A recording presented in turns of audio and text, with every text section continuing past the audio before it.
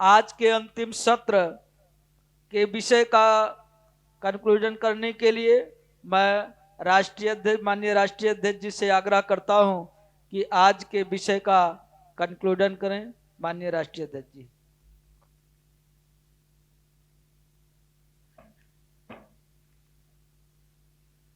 साथियों,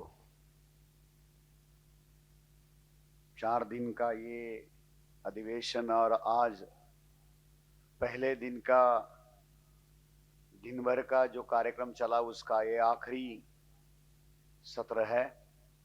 साथियों, आज के इस महत्वपूर्ण विषय में जो 3 विषय साथियों हमने रखे हैं, धार्मिक ध्रुवीकरण, सामाजिक क्रांति को रोकने एवं मूल निवासी बहुजनों पर प्रतिक्रांति थोपने का शासक वर्ग का हथियार है। CAA, NRC, common civil code लागू करके ही रहेंगे, केंद्रीय गृह मंत्री का चुनाव के दौरान आया हुआ बयान, उसके पीछे की जो साजिश है उसके बारे में हम लोग यहां बात करेंगे। और तीसरा, एनपीआर ही एनआरसी है, सावधानी, सतर्कता और बहिष्कार, एक गंभीर चिंतन। साथियों, ये 3 विषय एक दूसरे के साथ जुड़े हुए हैं।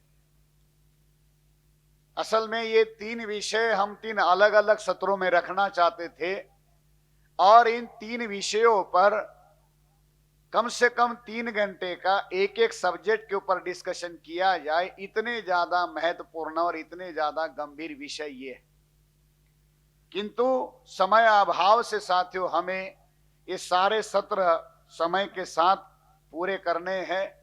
इसलिए इन विषयों को एक साथ क्लब करके रखा गया है ताकि उसका क्रक्स जो है ये कार्यकर्ताओं के पास जाए और फील्ड में इन बातों की जानकारी, इस विषय की गंभीरता लोगों तक समझाने का वो काम कर सके। क्योंकि चाहे कॉमन सिविल कोड का मुद्दा हो, चाहे सीएए एनआरसी का मुद्दा हो, एनपीआर का मुद्दा हो, इन सारे मुद्दों में जानकारी का जो दायरा हमारे लोगों का है वो बहुत ज्यादा सीमित है और बगैर जानकारी के या जानकारी के अभाव में अगर वो सोचते हैं तो कम नुकसान होता है, मगर गलत जानकारी या कंफ्यूजन के आधार पर अगर वो सोचते हैं तो ज्यादा नुकसान होता है।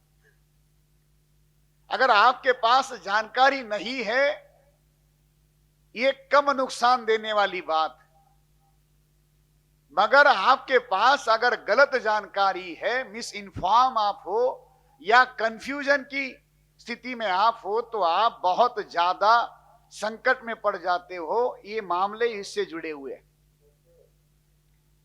ये सीएए जब प्रक्रिया चल रही थी, उसकी यूनिफॉर्म सिविल कोड बनाने की जब प्रक्रिया चल रही थी, तो दिल्ली के प्रेस क्लब ऑफ इंडिया में हमने एक प्रेस कॉन्फ्रेंस की थी। वो प्रेस कॉन्फ्रेंस खत्म होने के बाद में एक पत्रकार जो खाना खाते समय हमारे साथ में था, उसने मुझे खाना खाते खाते सवाल पूछा।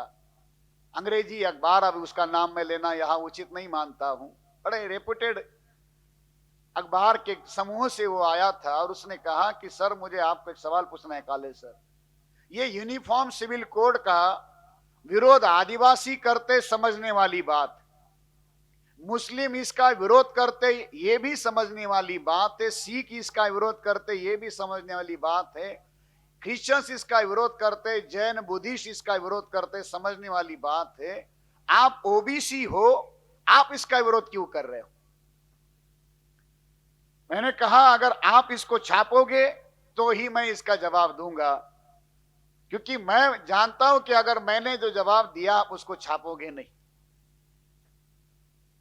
कोर्ट में तलाक का मामला गया था और उसके बाद जज को ये कहना पड़ा और उसने यूनिफॉर्म सिविल कोड की बात उस समय चलाई थी। मैंने कहा ऐसा है, क्रिकेट की मैच चल रही है, उसको उदाहरण देकर मैंने कहा कि क्रिकेट की मैच चल रही है, राजाराम बैटिंग कर रहा है, सीताराम बॉलिंग कर रहा है, और राजाराम के ऊपर सीताराम ने आउट का अपील कर दिया, एलबीडब्ल्यू हो या कुछ भी हो, अपील कर दिया। अंपायर तिवारी था और अंपायर तिवारी ने यह कहा कि ऑडियंस में बैठा हुआ सलीम आउट है। अंपायर ने क्या कहा?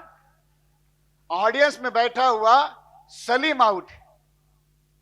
फिर सलीम ने पूछा मुझे क्यों आउट किया? बोले तू मैच देखने आया है क्यों? अब अपील की गई थी राजाराम के विरोध में, तिवारी नाम का अंपायर है, अंपायर को इतना ही कहना था कि वो आउट है या नॉट आउट है। तिवारी महोदय ने घर में बैठे हुए सलमा के ऊपर, सलीम के ऊपर फैसला सुना दिया कि मैच देखने के लिए आया हुआ सलीम आउट है। आज सलीम का नंबर है, क्या गारंटी नहीं कि कल सलीम के बगल में बैठे हुए कुमार का नंबर नहीं लगेगा। आज सलीम का नंबर लग गया ना, क्या गारंटी नहीं कि कल सलीम के बगल में बैठे हुए कुमार का नंबर नहीं लगेगा।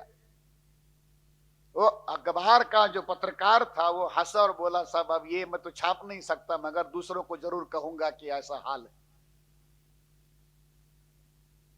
ये common civil code, uniform civil code, इसके बारे में बहुत ज्यादा मिसअंडरस्टैंडिंग अभी फैलाई जा रही है।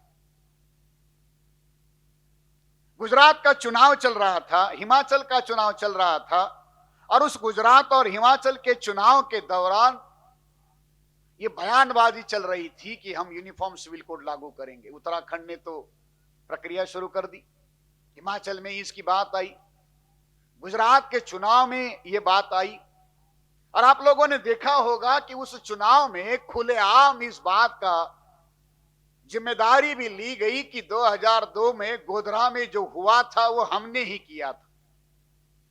गृह मंत्री केवल यूनिफॉर्म सिविल कोड करने की बात नहीं कहे तो वहां गुजरात के चुनाव में उन्होंने खुलकर इस बात को कबूल किया कि 2002 के दंगों को हमने ही अंजाम दिया था। और वो कह गए कि एक बार जो हमने 2002 में सबक सिखाया बाद में किसी की हिम्मत नहीं हुई। उसी गुजरात के चुनाव की प्रक्रिया में मोदी सरकार के द्वारा आनन फानन में एक दिन के अंदर ही उनके एक चहेते अधिकारी को इलेक्शन कमिश्नर बनाया गया था और उस पर सुप्रीम कोर्ट की एक टिप्पणी आई थी और सुप्रीम कोर्ट ने उस पर यह कहा था कि हमें ऐसा चुनाव आयुक्त चाहिए, ऐसा इलेक्शन कमिश्नर चाहिए जो जरूरत पड़े तो मोदी पर भी आंख उठाकर देखे और उसके ऊपर भी कार्रवाई करे। आप लोगों ने उस समय पढ़ा होगा, सुना होगा। जब चुनाव आयोग के ऊपर सुप्रीम कोर्ट ने यह टिप्पणी की कि हमें ऐसा इलेक्शन कमिश्नर चाहिए कि जो मोदी के ऊपर भी कार्रवाई करे, तो मैंने उस समय सुप्रीम कोर्ट के जजों को सवाल पूछा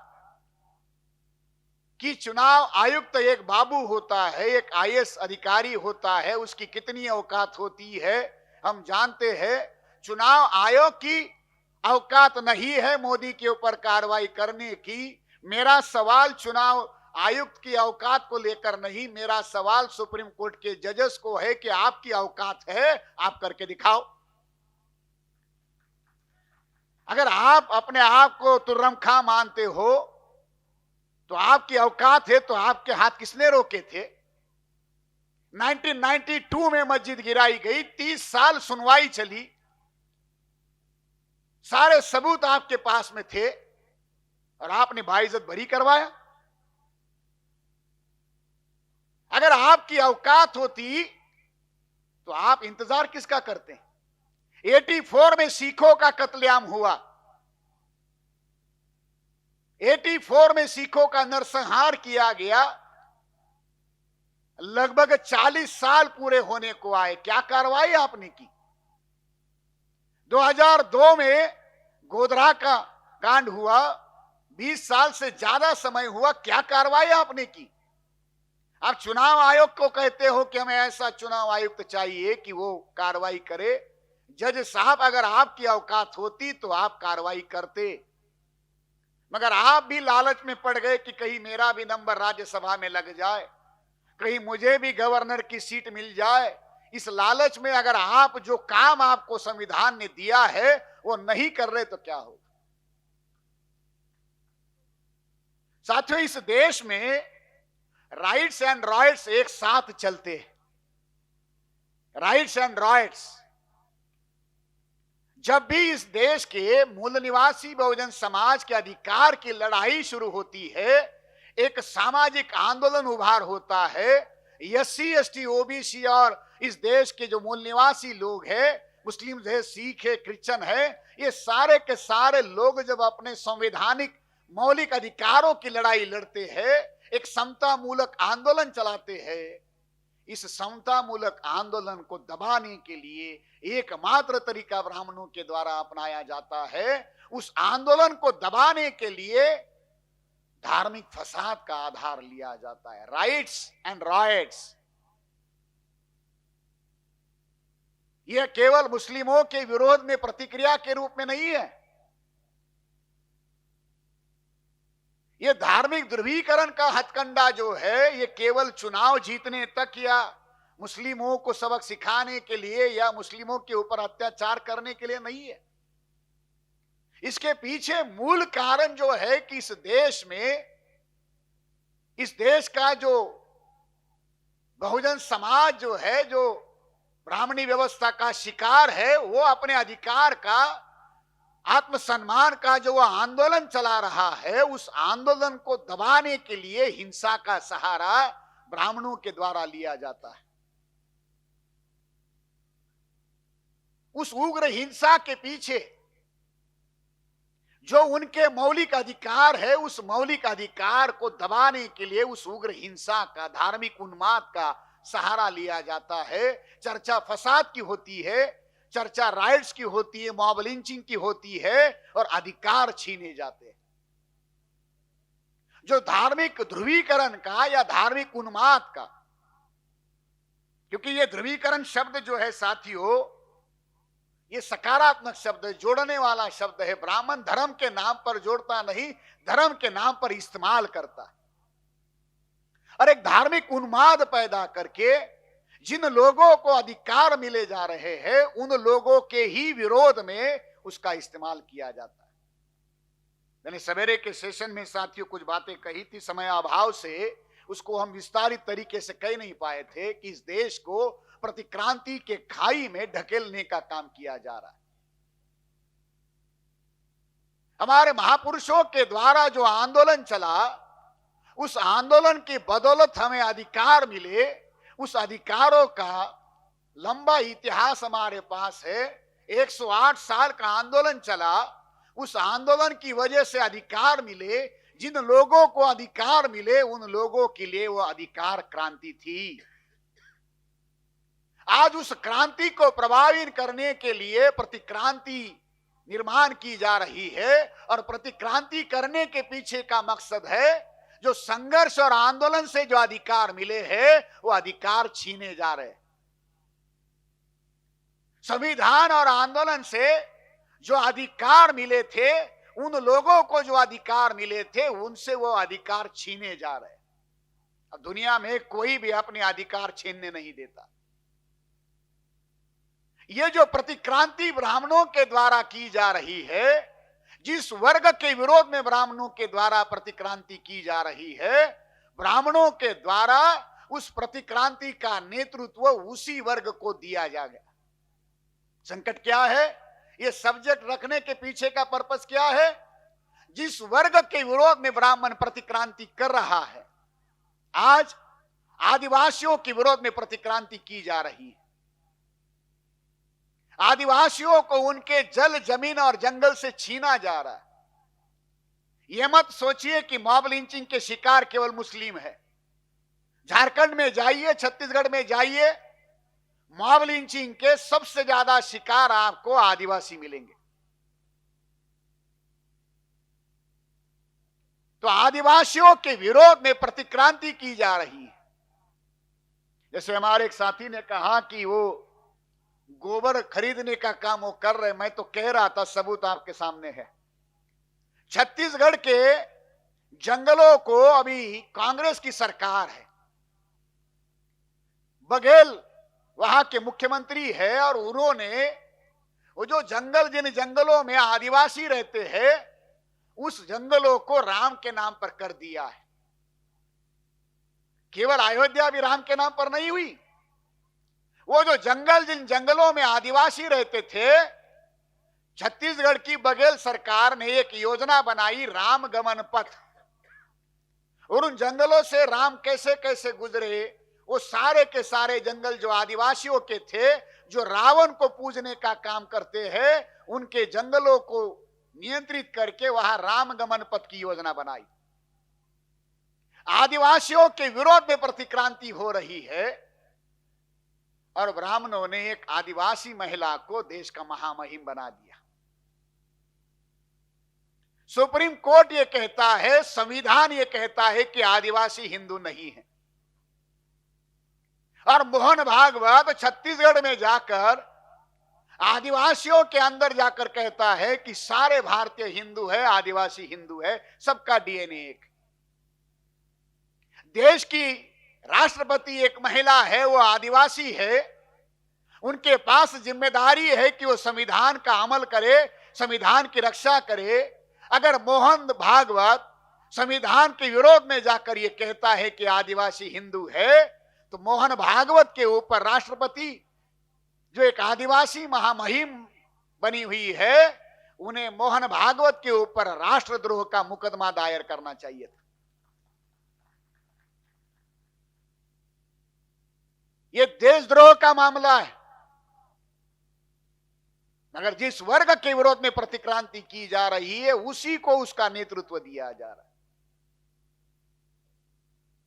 आदिवासियों के सबसे ज्यादा सांसद बीजेपी के चुनकर आए, 31 से ज्यादा आदिवासियों के सांसद बीजेपी के चुनकर आए रिजर्व सीटों में से। रिजर्व सीटों में से सबसे ज्यादा सांसद बीजेपी के चुनकर आए हैं, ओबीसी के भी लोग ज्यादा है। इस अधिवेशन की तैयारी के दौरान हम लोग फील्डवर्क कर रहे थे, एक हड्डियों के डॉक्टर को हम लोग मिलने के लिए गए। हमारी चर्चा भी बहुत बड़े ऑर्थो सर्जन थे, और उन्होंने चर्चा के दौरान एक सवाल पूछा कि सर, इतना सब कुछ हो रहा है हमारे लोगों के विरोध में, हमारे नेता कर क्या रहे? अभी ये जो यूनिफॉर्म सिविल कोड का मुद्दा साथियों हमने लिया है, अभी कल परसों आदिवासी के सांसद के द्वारा ही ये बिल रखा गया है, यूनिफॉर्म सिविल कोड को लागू किया जाए।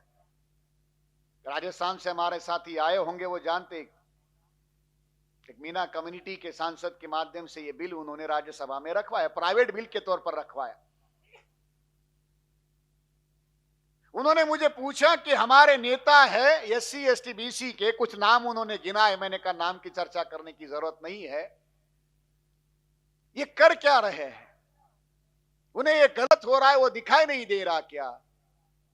मैंने कहा डॉक्टर साहब, आप, हम लोग जहां चर्चा कर रहे हैं, हमारे टेबल के सामने एक स्पाइन कॉर्ड रखा गया था, जो रीढ़ की जो हड्डी होती है उसमें जो कॉर्ड होते हैं वो लगाए हुए थे। मैंने कहा जो आम इंसान होता है उसके शरीर में 206 207 हड्डियां होती है, मगर जो एससी एसटी ओबीसी का आदमी कोई कांग्रेस या बीजेपी या किसी राजनीतिक दल में जाता है, तो जाने से पहले उसके शरीर में 206 हड्डियां रहती है। पार्टी के अंदर जाने के बाद, एमएलए एमपी बनने के बाद, उसके शरीर की 33 जो हड्डियां होती है, जो पीठ में जो रीढ़ की हड्डियां होती है, वो गायब हो जाती है। उसके शरीर में 206 हड्डियां नहीं बचती, वो जो 30-33 हड्डियां जो रीढ़ की हड्डियां होती है वो गायब हो जाती है। आदमी जानवर से इंसान बना उन्हीं 33 हड्डियों की वजह से। जो पैरों पर चलता था, धीरे धीरे धीरे धीरे खड़ा हुआ, मान सम्मान स्वाभिमान से उसने सीना चौड़ा करके चलना शुरू कर दिया। जैसे ही पार्टी में वो जाता है, उसकी वो जो रीढ़ की हड्डी है ब्राह्मण निकाल लेता है, तो उसके शरीर में सारी हड्डियां रहती है, रीढ़ की हड्डियां नहीं होती। जब उसके अंदर रीढ़ की हड्डियां नहीं रहेगी तो कितना झुका होगा, आप उसका अंदाजा लगा लो। तो हमारे SC ST OBC के नेताओं की ये परिस्थितियां ये बनी है। अब इतने सारे संकट साथियों हमारे विरोध में हो रहे हैं, कोई जानकारी है किसी को? साथियों, हमने ये जो सब्जेक्ट लिया NPR और CAA NRC का, इस बात को हमको जानने समझने की जरूरत है कि कंफ्यूजन क्या है। बहुत सारे लोग इस देश में व्हाट्सएप यूनिवर्सिटी के शिकार होते हैं। बीच में बहस चली थी कि एलोपैथी होना चाहिए या आयुर्वेदा होना चाहिए। इस देश में एक ऐसा भी एक बहुत बड़ा तबका है जो ना एलोपैथी को मानता है, ना आयुर्वेदा को मानता है, आयुर्विज्ञान को मानता है, वो व्हाट्सएप को मानता है और वो सारे फैसले व्हाट्सएप के आधार पर लेता है। तो ये कंफ्यूजन इस लेवल तक फैलाया गया है। जब हम इसकी चर्चा फील्ड में कर रहे थे तो बहुत सारे लोगों के सवाल आए कि यूनिफॉर्म सिविल कोड अगर आ जाता है तो आरक्षण खत्म हो जाएगा और सारे बराबर हो जाएंगे। इस आरक्षण की वजह से देश पिछड़ गया है, नौकरियां नहीं मिल रही है, महंगाई, गरीबी, बेरोजगारी, सारी समस्या के लिए एक ही कारण है, आरक्षण। और जैसे यूनिफॉर्म सिविल कोड आएगा ये आरक्षण खत्म हो जाएगा, देश की तरक्की हो जाएगी। ये कौन कह रहा है? जो खुद आरक्षण ले रहा है। खबर ही नहीं कि यूनिफॉर्म सिविल कोड किस बात को लेकर है, उसका किसके साथ संबंध है, इसका आदिवासियों के साथ क्या संबंध है, इसका लिंगायतों के साथ क्या संबंध है, इसका सिखों के क्या संबंध है। ये जो सारी जो संवैधानिक गारंटियां इस देश के संविधान बनाने वाले लोगों ने जो दी थी, वो सारी की सारी संवैधानिक गारंटियां, वो पहचान छीनने के काम में वो लगे हुए हैं। मगर इसकी चर्चा कंफ्यूजन के आधार पर, गलतफहमियों के आधार पर वो कर रहे हैं, जिसकी जानकारी हमारे लोगों को देने के लिए साथियों हमने ये विषय रखा। अभी गुजरात के चुनाव चल रहे थे, गुजरात के सारे साथी यहां आए भी हैं। चुनाव के पहले ही या उस प्रक्रिया के दौरान ही होम डिपार्टमेंट के द्वारा, अमित शाह के द्वारा गुजरात के 2 जिलों में, आनंद और मेहसाना, ये आनंद और मेहसाना, ये 2 जिलों के कलेक्टर को होम डिपार्टमेंट के द्वारा एक ऑर्डर दिया गया। उस ऑर्डर में ये कहा गया कि वहां जो विदेशी नागरिक है, जिन्होंने नागरिकता के लिए एप्लीकेशन किया है, उन लोगों को नागरिकता दी जाए। खास तौर पर आनंद और मेहसाना जिले के कलेक्टर्स को ऑर्डर दिए गए थे और वो 1955 का जो नागरिकता अधिनियम है उसी के तहत देने के लिए उनको कहा गया था। अब ये नागरिकता देने का मुद्दा आनंद और मेहसाना में 2 जिलों में बहुत गिने चुने लोगों के ऊपर हो रहा था। उसकी प्रतिक्रिया बंगाल में हुई। चुनाव को ध्यान में रखकर अमित शाह के द्वारा यह फैसला किया गया, बीजेपी सरकार के द्वारा यह फैसला किया गया था कि नागरिकता देने के लिए 1955 का जो नागरिकता अधिनियम है उसके आधार पर उनको नागरिकता दी जाए। तो बीजेपी के ही अंदर के जो एमएलए, जो शेड्यूल कास्ट के एमएलए है, मतुआ धर्म से जो जुड़े हुए लोग हैं, इन्होंने इसका विरोध किया कि आप गुजरात में 1955 के नागरिकता अधिनियम के तहत नागरिकता दे रहे हो और वही मामला जब बंगाल में आता है तो बंगाल के लोगों को आप इसी के आधार पर इनकार करते हो। और जब 1955 के नागरिकता अधिनियम के आधार पर नागरिकता दी जा सकती है तो 2019 में यह कानून लाने की क्या जरूरत थी? उसके आधार पर नागरिकता का इनकार करने का आधार क्या है? यह सवाल बीजेपी के ही एक एमएलए ने पूछा। हिमाचल के चुनाव में भी इसका इस्तेमाल हुआ। महाराष्ट्र में फडणवीस सरकार के द्वारा भी इस बात को कहा गया कि सरकारों के पास अधिकार है, अनुकूल माहौल बनेगा तो हम भी इसको लागू करेंगे।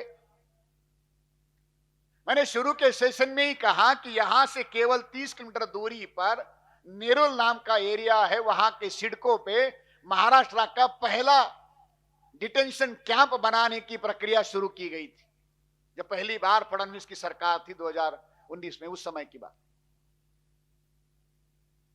ये प्रक्रिया उन्होंने शुरू कर दी थी। तो साथियों, ये सीएए, एनआरसी, एनपीआर, ये एक दूसरे से बहुत ज्यादा जुड़े हुए हैं। हमारे बहुत सारे मुस्लिम साथी ये मानते हैं कि उन्होंने ये मान लिया है कि एनआरसी अब ठंडे बस्ते में गई है, अब बीजेपी एनआरसी को हाथ नहीं लगाएगी। शुरू हो गया 2024 का चुनाव इन्हीं मुद्दों के आधार पर लड़ा जाएगा। यही समान नागरिक कायदा या यूनिफॉर्म सिविल कोड के आधार पर चुनाव में वोट मांगे जाएंगे। एससी, एसटी, ओबीसी के लोगों का ध्रुवीकरण जो है इन्हीं मुद्दों के आधार पर किया जाएगा।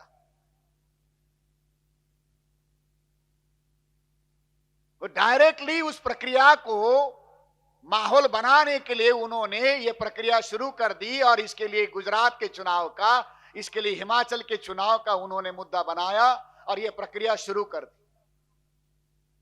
ये जो बयान अमित शाह का आया कि इसको लागू ही करेंगे, ये बयान उन्होंने चुनावी सभा में दिया। उनको ये बयान संसद के अंदर देना चाहिए, ये बयान उनको पार्लियामेंट के सेशन में देना चाहिए, तब वहां बहस होगी, तब उनको वहां पर उन सारे सवालों के जवाब देने पड़ेंगे। चुनावी बहस में या चुनावी रैलियों में वो कह रहे क्यों?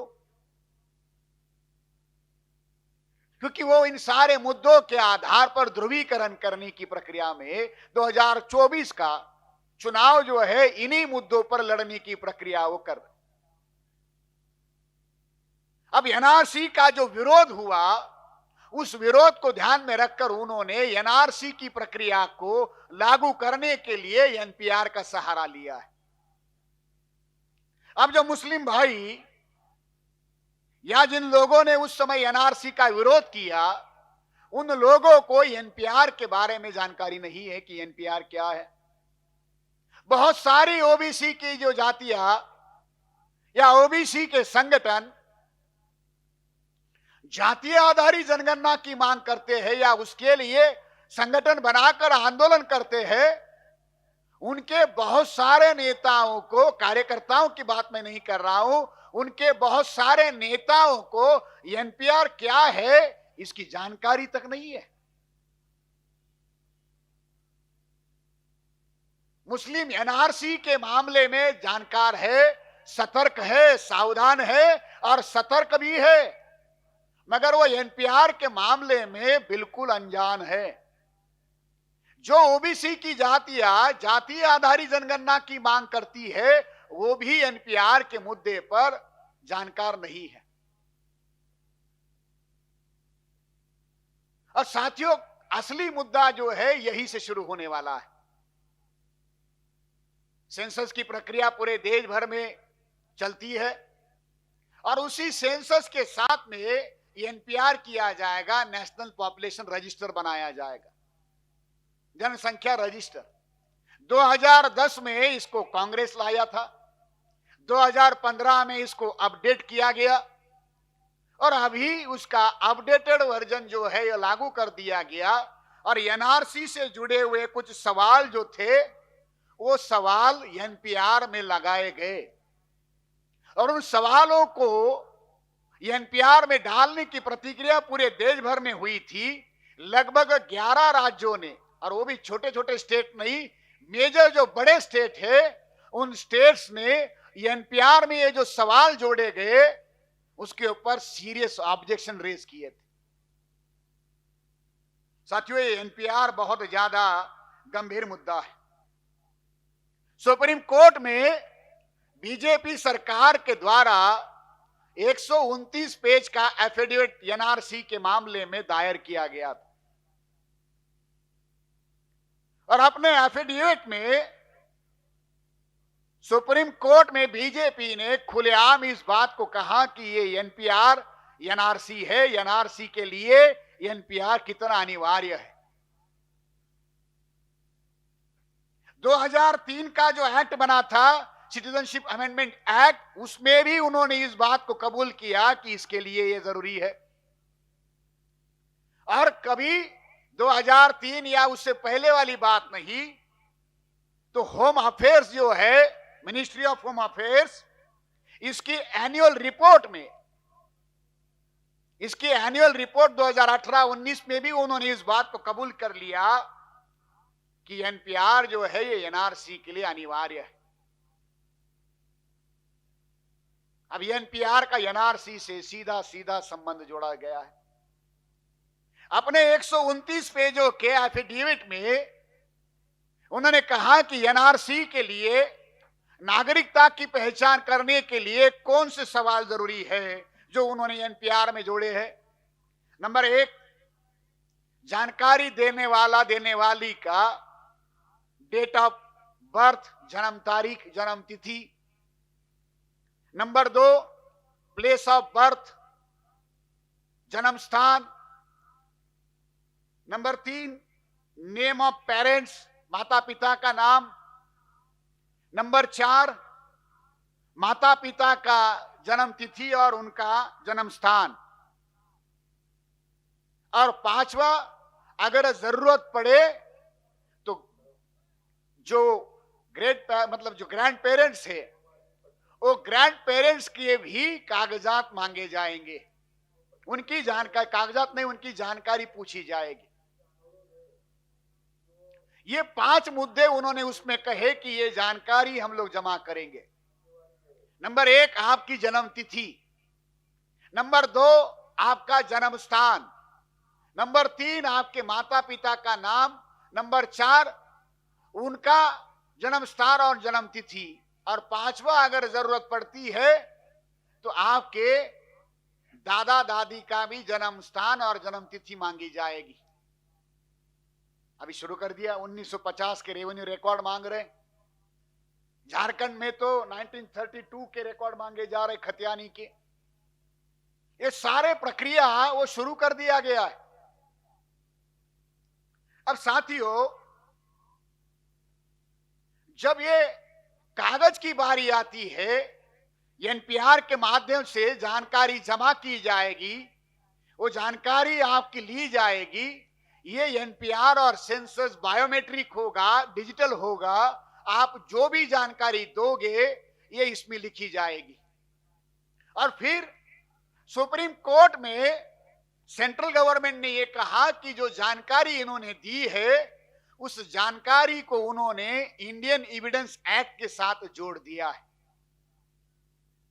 और क्या कहा है, इन्होंने जो जानकारी इसमें दी है, ये जानकारी साबित करने की जिम्मेदारी भी इन्हीं की होगी।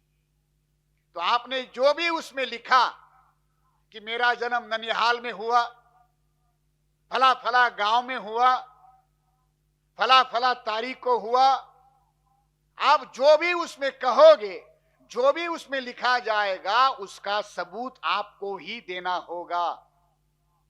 इंडियन एविडेंस एक्ट के साथ उसको जोड़कर कहा गया है। और ये बात कोई चुनावी रैली में या किसी प्रेस कॉन्फ्रेंस में नहीं, तो सुप्रीम कोर्ट को जो एफिडेविट फाइल किया गया उसमें कही गई है।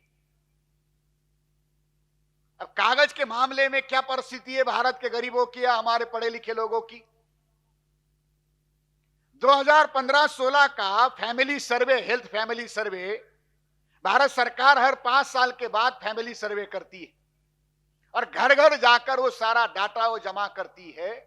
वो फैमिली सर्वे का आंकड़ा 2015-16 का क्या कहता है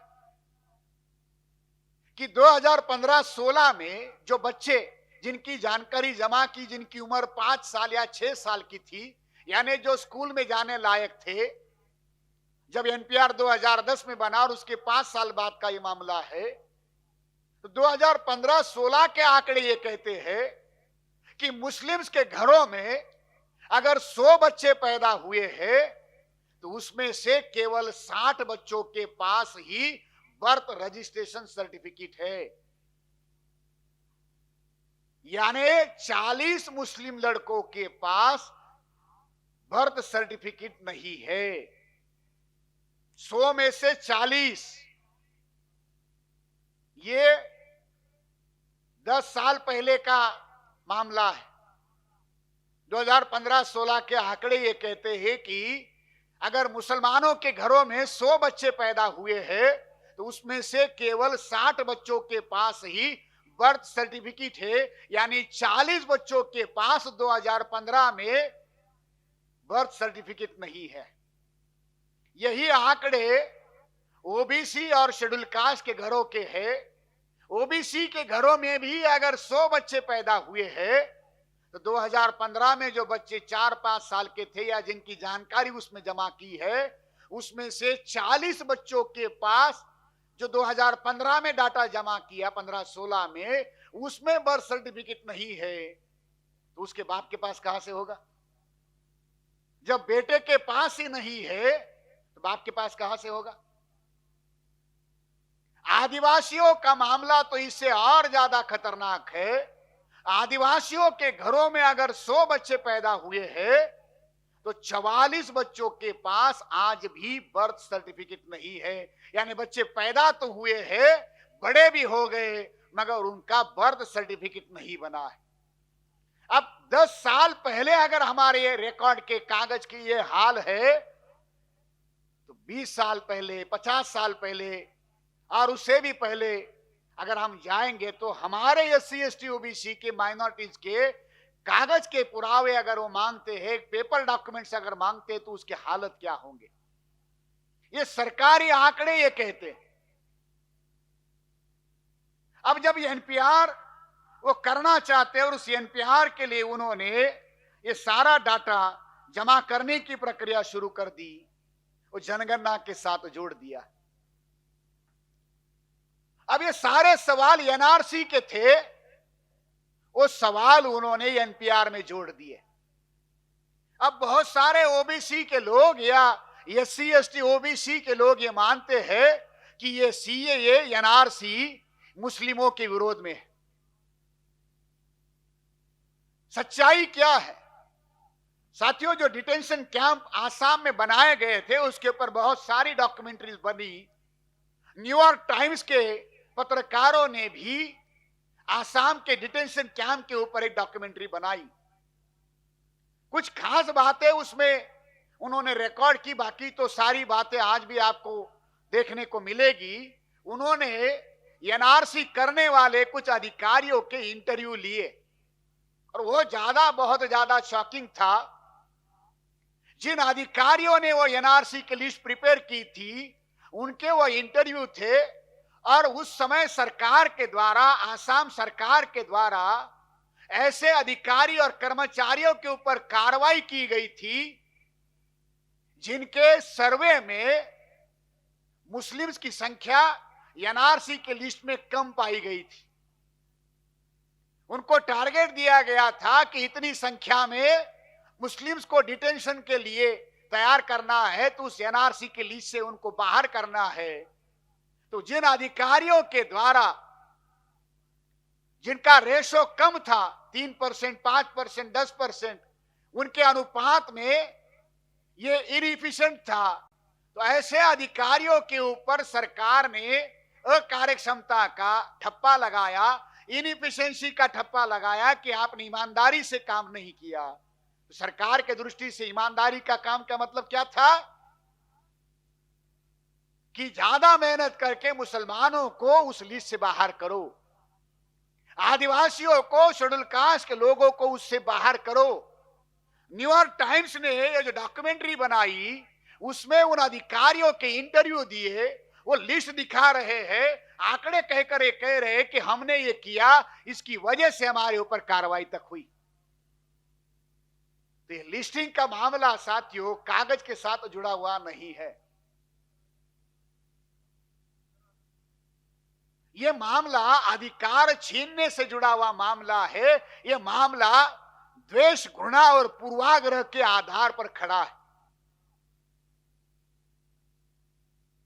अब एनआरसी के ऊपर जो प्रतिक्रिया हुई, उस प्रतिक्रिया को ध्यान में रखकर उन्होंने एनपीआर के माध्यम से ये चीजें करने की प्रक्रिया शुरू की। अब एनपीआर के बारे में लोगों को जानकारी नहीं है, ये एनपीआर कितना ज्यादा खतरनाक है उसकी जानकारी लोगों को नहीं है, तो लोग जानकारी के अभाव में जानकारी दे देंगे। अभी कोई कागज नहीं मांगा जाएगा। अब ये बात अलग है कि कागज किसी के पास नहीं थे। राम के पास कौन सा कागज था? वो अयोध्या में पैदा हुए इसका।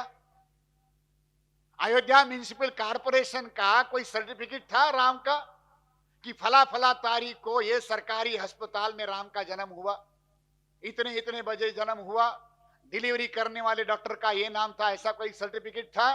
नहीं था। फिर भी दे दिया, बगैर कागज का दे दिया। इलाहाबाद हाईकोर्ट का फैसला आप लोग पढ़ लो, 1100 पेज का फैसला है। अगर आप उसकी प्रिंट निकालो 500 550 से ज्यादा खर्चा नहीं आएगा। हाईकोर्ट के फैसले में कहा कि राम मस्जिद में पैदा हुए, इस वजह से यह जगह राम को दी जाती है। ये फैसले की कॉपी निकाल लो। अगर राम मस्जिद में पैदा हुए, इस वजह से मस्जिद की जगह राम को जाती है, तो आज हर बाप को अपने बेटे का बर्थ सर्टिफिकेट लेकर हाईकोर्ट में जाना चाहिए कि राम मस्जिद में पैदा हुआ, इस वजह से ये मस्जिद राम को दी गई। मेरा बेटा फला फला हॉस्पिटल में पैदा हो गया, ये हॉस्पिटल मेरे बेटे के नाम पर कर दो। राम के पास तो सर्टिफिकेट नहीं था, मेरे पास हॉस्पिटल का बिल भी है और बेटे का बर्थ सर्टिफिकेट भी है। अरे हॉस्पिटल नहीं दिया तो कोई बात नहीं, जिस खटिया पर मेरी बीवी ने डिलीवरी किया, मेरा बच्चा जहां पैदा हुआ, वो खटिया तो मेरे बेटे के नाम पर कर दो। अगर कागज की ही बात करो तो कागज की बात भी चल सकती है। साथियों, ये एनपीआर एनआरसी के लिए ही किया जा रहा है। 2024 के चुनाव में यही मुद्दे धार्मिक ध्रुवीकरण के इसी के आधार पर बनाए जाएंगे। पिछले 8 सालों में किसी तरीके का कोई काम इस देश के एससी एसटी ओबीसी और माइनॉरिटी के हितों का नहीं किया गया, तो वोट किसके नाम पर मांगे? सिखों के लिए क्या किया है? ये यूनिफॉर्म सिविल कोड सिखों को लागू है, ये मुस्लिमों को लागू है, ये जैनों को लागू है, बुद्धिस्ट लोगों को लागू है, आदिवासियों को लागू है। और ये संवैधानिक गारंटियां भारत के संविधान निर्माताओं ने उस समय दी थी कि इसी के आधार पर ये जो भारत का जो संविधान बना है, उसी समय ये संवैधानिक गारंटियां दी गई थी। क्योंकि बाबा साहब अम्बेडकर ये जानते थे कि जो ब्राह्मण राज है, ये ब्राह्मण राज जब भारत में कायम होगा, तो ये ब्राह्मण राज इस देश की जो मौलिक विरासत है, उस विरासत को खत्म कर देंगे। कल तक ब्राह्मण जिसको विविधता कहते थे, डाइवर्सिटी कहते थे, एक पहचान कहते थे कि यहां इतने सारे लोग रह रहे, आज वो सारी की सारी पहचान खत्म करने की बात तो क्यों कह रहे? ये सारा का सारा साथियों धार्मिक ध्रुवीकरण के नाम पर चुनाव के लिए वोट लेने का, ध्रुवीकरण करके इन मुद्दों के आधार पर एससी एसटी ओबीसी के लोगों का इस्तेमाल करने का साथियों ये बहुत बड़ा षड्यंत्र है। मुस्लिम्स के अंदर इसका डर पैदा करना, एससी एसटी ओबीसी को जानकारी के अभाव में, जिनके पास जानकारी नहीं है, जो ब्राह्मणवाद के प्रभाव में है, उनका इस्तेमाल इस बात के लिए करके उसका समर्थन हासिल करने के लिए और उसके आधार पर जो संवैधानिक गारंटियां उनको मिली वो छीनने के काम के लिए ब्राह्मण उसका उपयोग करना चाहते। एक आदिवासी के माध्यम से बिल रखवाया, बड़े आश्चर्य की बात है। तो साथियों, आने वाले समय में ये जो धार्मिक उन्माद या धार्मिक ध्रुवीकरण का जो मुद्दा जो है, मॉब लिंचिंग हो या सारी घटनाएं है, ये घटनाएं इसी काम के लिए इस्तेमाल की जाएगी। तो इसको रोकने के लिए बहुत बड़े पैमाने पर हमें समाज के अंदर इस बात को जानकारी देने की जरूरत है। ये सीएए नागरिकता देने के लिए नहीं, तो नागरिकता छीनने के लिए बनाया गया कानून है। हमारे डीएम देसाई साहब ने कहा कि इससे लोग स्टेटलेस हो जाएंगे। दुनिया में कोई भी नागरिक नागरिकता के अधिकार से वंचित नहीं हो सकता।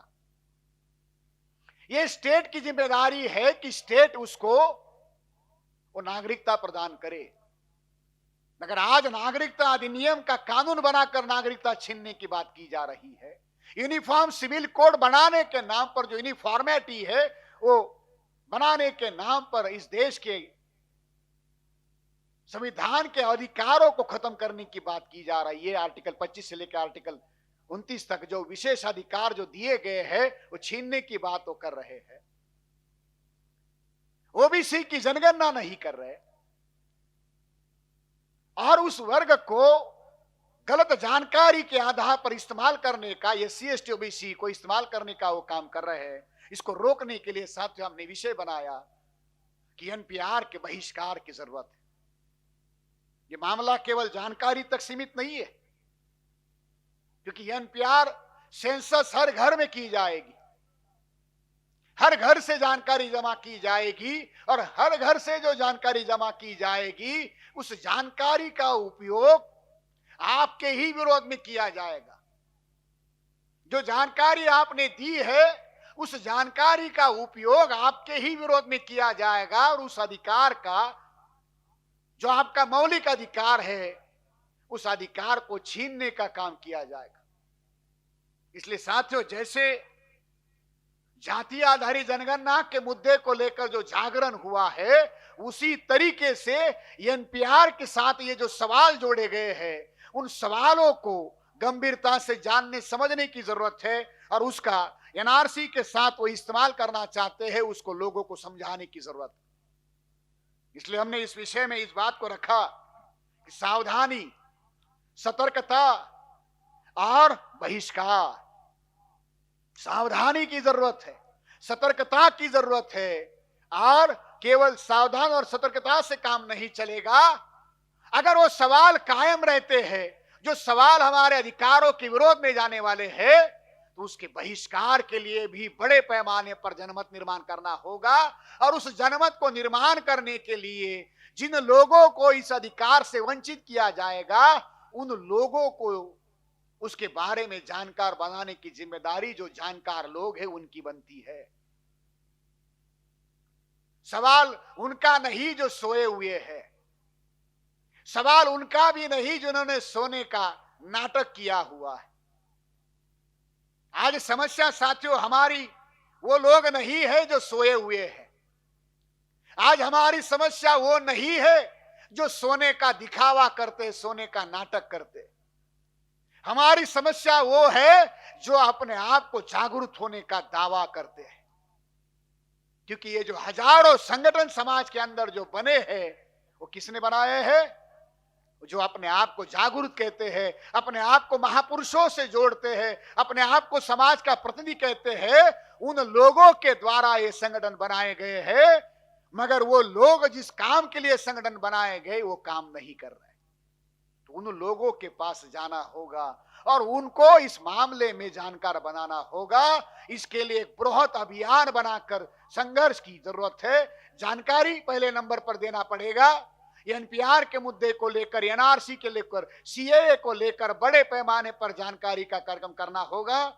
जल्द ही इस अधिवेशन के बाद में ये सारे कॉन्फ्रेंसी को समझाने के लिए हम एनआरसी, सीएए और एनपीआर को लेकर एक बृहत पत्रिका तैयार करेंगे। कम से कम 4 पेज का एक लिफलेट तैयार करेंगे जिसमें ये सारे मुद्दे विस्तारित तरीके से कार्यकर्ताओं को समझ में आए, समाज को समझ में आए। इसके लिए एक लिफलेट बनाएंगे। तो जानकारी का एक बहुत बृहद अभियान इसके साथ जोड़ेंगे। नंबर 2, इसके लिए केवल जानकारी देने से काम नहीं चलेगा, तो गांव गांव में, घर घर में इसकी जानकारी और इसका प्रभाव लोगों को समझाने के लिए मोहल्ला कमेटियां बनाने की प्रक्रिया हम लोग शुरू करेंगे। तो ये एक बहुत बड़ा काम होगा मोहल्ला कमेटियां बनाने का।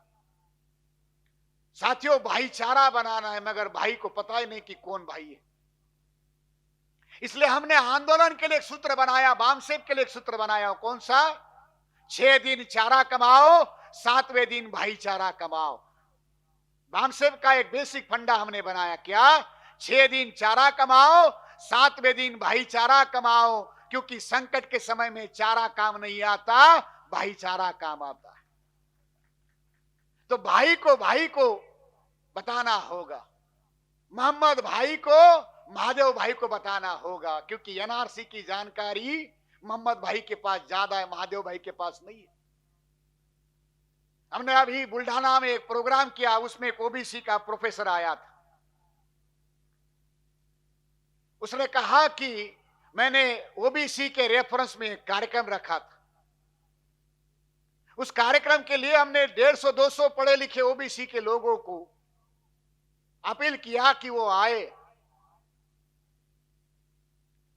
आईआईटी में, आईआईएम में जो रिजर्वेशन दिया था उसके बारे में, मगर लोग उस अनुपात में जानकार नहीं है, जानकारी का अभाव है।